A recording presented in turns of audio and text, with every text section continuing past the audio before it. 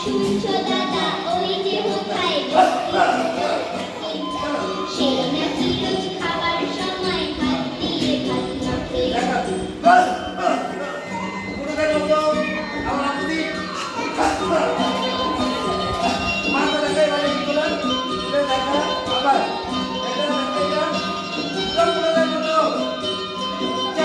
শুনছি নাকি